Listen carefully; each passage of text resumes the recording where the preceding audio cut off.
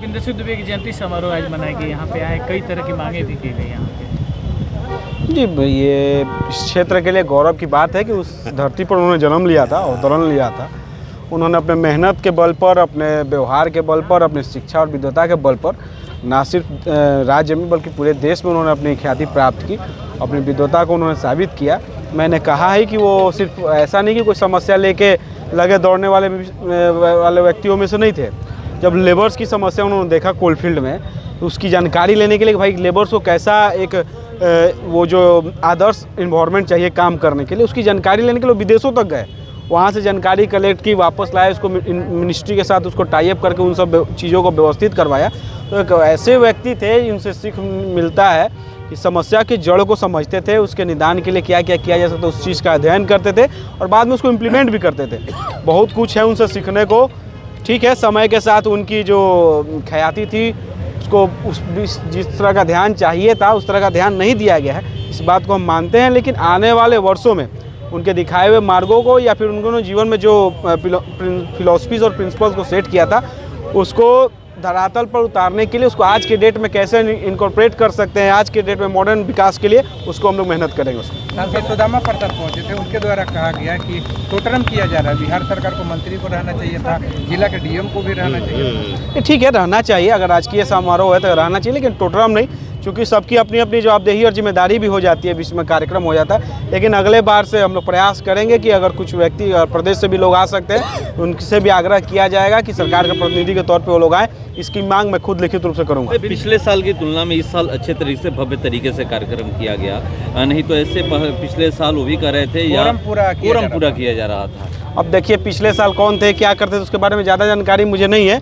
लेकिन जब तक हम लोग हैं उनके मान सम्मान में कोई आँच नहीं आने देंगे। बिंदेश्वरी दुबे के नाम पे एक कॉलेज यहाँ चलता है, उनके भी प्रति आप कुछ मंच से कहा है?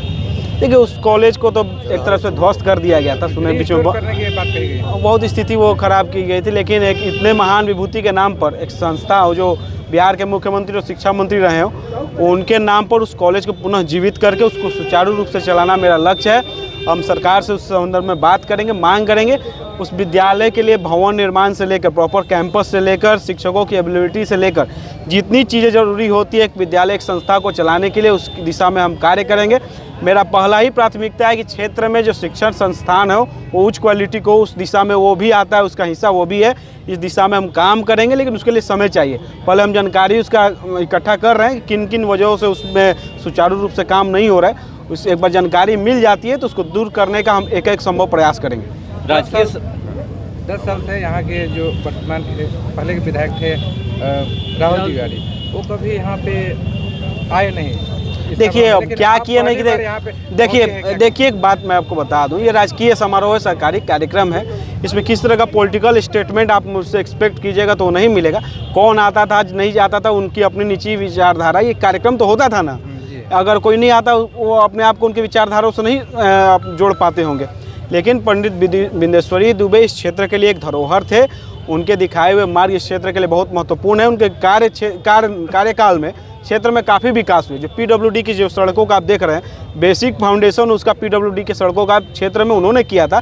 उनके बहुत से ऐसे कार्य जिसे प्रेरणा लेके आज के डेट में भी काम किया जा सकता है। उनके नाम पे योजना चलाने की भी आपने बात कही कि जो बच्चियाँ आई थी नवोदय की, ऐसे छात्रों के लिए कोई ऐसी योजना है जो बच्चों के हित में और आगे चल के उनका भी नाम ऐसे चलता रहे? हमने कहा कि अगर वो क्योंकि प्रदेश के शिक्षा मंत्री भी रहे थे, शिक्षा के क्षेत्र में जो छात्रवृत्ति और अन्य तरह की जो योजनाएं होती है, हम देखेंगे कौन कौन सी योजनाएं हमारी सरकार के द्वारा अभी करंट रनिंग में है, उनका नामकरण हम प्रयास करेंगे इनके नाम पर हो जाए, इसकी हम मांग करेंगे सरकार से। राजकीय समारोह तो मनाया जाता है, मगर उनकी मूर्ति एक भी शाहपुर विधानसभा में नहीं है।